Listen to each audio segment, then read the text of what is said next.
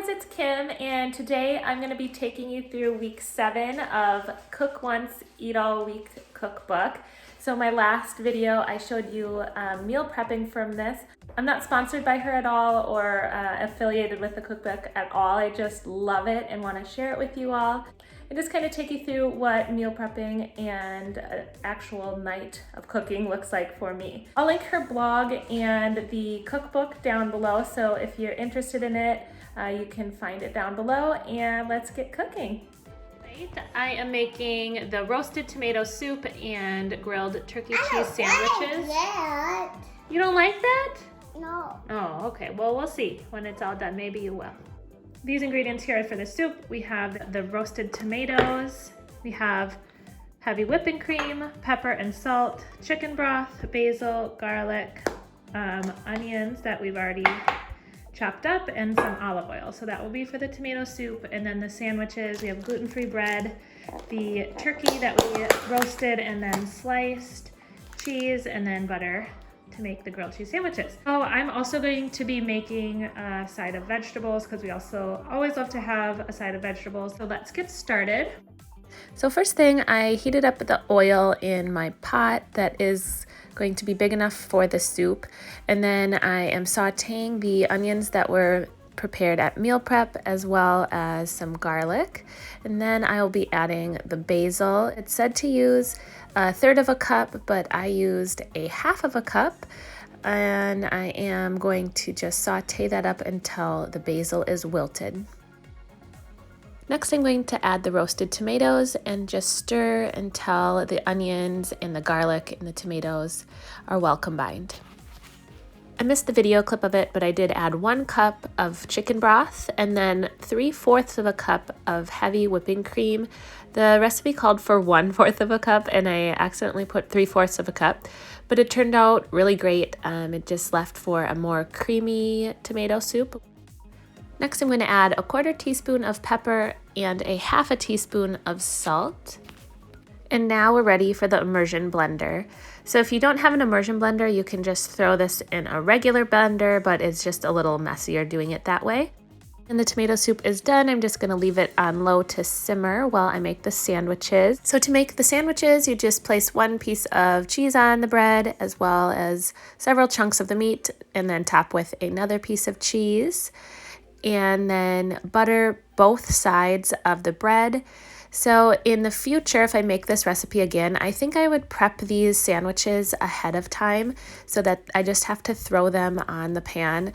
To make the soup and the sandwiches, it definitely took me more than 5 minutes. I would say it took me close to 30 minutes to get everything prepped and ready. So here is our complete meal. The sandwiches look delicious as well as the soup, and we decided to add asparagus on the side. My family rated the soup as a green, which means definitely make again, and the sandwiches as a yellow. So let's jump into the second recipe, day number 2. We are making buffalo turkey casserole.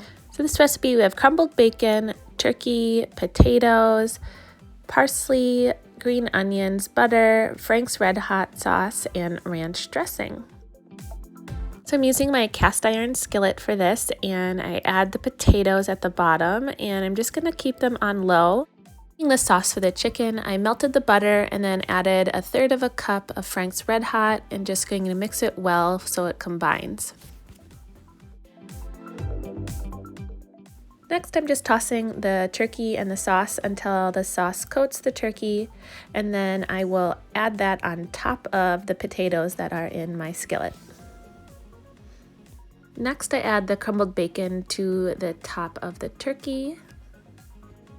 So now it's time to put the skillet in the oven. I put it in at 350 degrees for around 20 minutes. And then when it's done, I'm going to add my parsley and green onions that I've chopped and add them on top for a garnish. And I decided to make a Greek salad to go with this, so it looks so yummy. And then to finish it off, I'm just going to drizzle some ranch dressing on the top to give it a little extra flavor.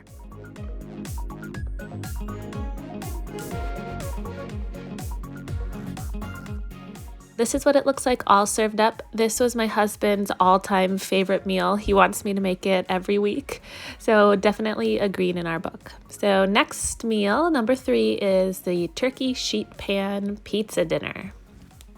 For this recipe, you need the potatoes, turkey chunks, pepperoni, mushrooms, tomatoes, green peppers, ranch dressing, cheese, and black olives. So we start by turning the oven at 375 degrees, and I'll be using a silicone-lined baking sheet to put everything on. But the first step is to coat the chicken with the ranch, and I tried using the container that it was in, and it was a little bit tricky to stir. So anyways, once it's all combined and coating the chicken, add it to your pan. And then next, cut up the tomatoes. You'll just scatter them on top of the chicken. Next, you add the potatoes to the top of the tomatoes and the chicken, and followed by the cheese. Now I'm going to add the pepperonis and just scatter them around the top of everything that you've put down. Next layers are the mushrooms and the green peppers. And then last are the black olives, and just scatter those around the top as well. So this is what it looks like. It's ready to go in the oven. I'm gonna pop that in, like I said, at 375 degrees. We'll cook it for about 20 minutes or until the cheese is melted and everything is warmed up.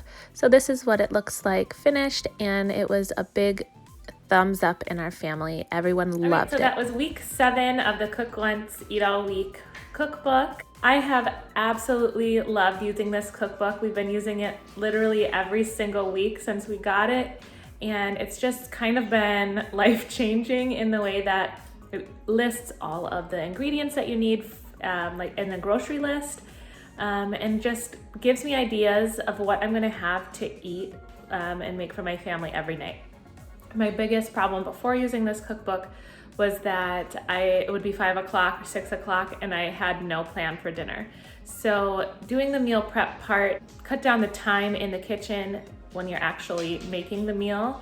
But I love that there's so much variety in this. Every recipe is so different, even though you're using the same 3 core ingredients.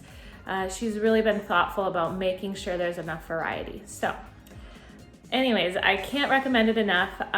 If you like this video and want to see more from me, please subscribe and give it a thumbs up. And don't forget to hit the notification bell so you don't miss any of my upcoming videos. And there's a little squeaker down here. Who's that? Thanks for watching.